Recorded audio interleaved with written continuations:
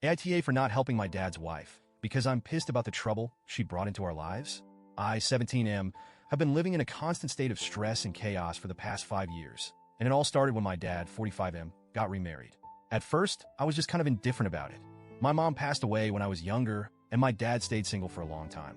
Then one day, he met Sarah, 38F, and within a year, they were married.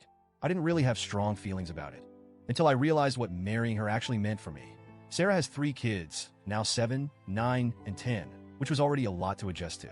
But the real problem was her psycho ex. Her ex was straight up insane. I don't say that lightly. When I tell you this guy made our lives hell, I mean it.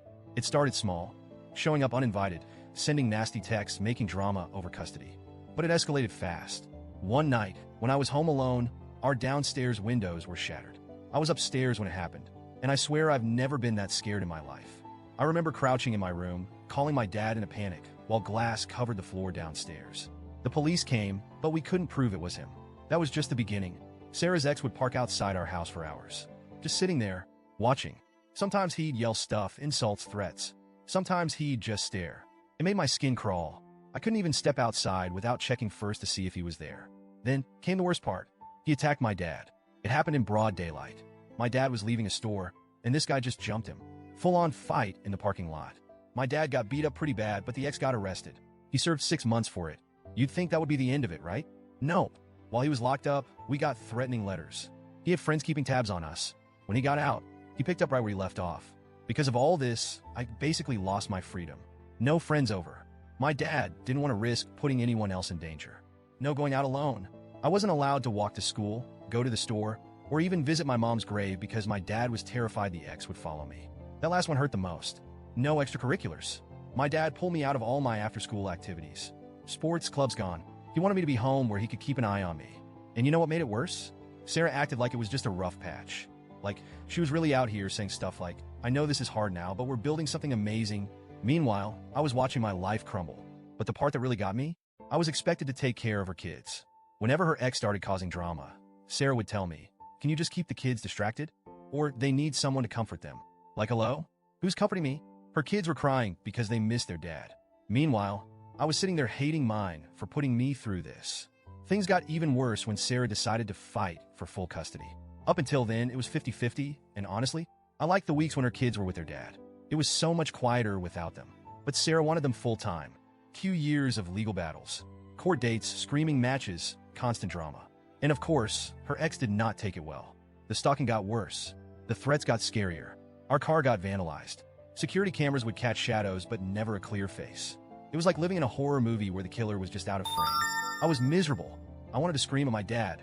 Why did you bring this into our lives? Eventually, Sarah won custody. Her ex only gets them every other weekend now. And while things have calmed down a little, it's still not normal. We still have to take precautions because of her ex. I still can't work late shifts. I still feel like I have to look over my shoulder every time I go outside. But my dad, Sarah, they act like everything's fine. Like, oh, we made it through. Now we're one big happy family. No, we're not. I hate this. I hate all of it. So now, here's what happened last weekend. Sarah asked me to change my work shift so I could help her with an errand. She wanted to pick up some DIY supplies and needed help carrying them. She tried to make it sound fun, like, I know you like DIY stuff. We could do this together. I just looked at her and said, no. She was surprised and asked why. So I finally said it. I told her she brought nothing but trouble into my life, and I didn't want to help her. She got really quiet. Then she asked, do you really hate me for what my ex did? And I just snapped. I told her she never cared about the trouble she brought into my life. So why should I care if she was a victim?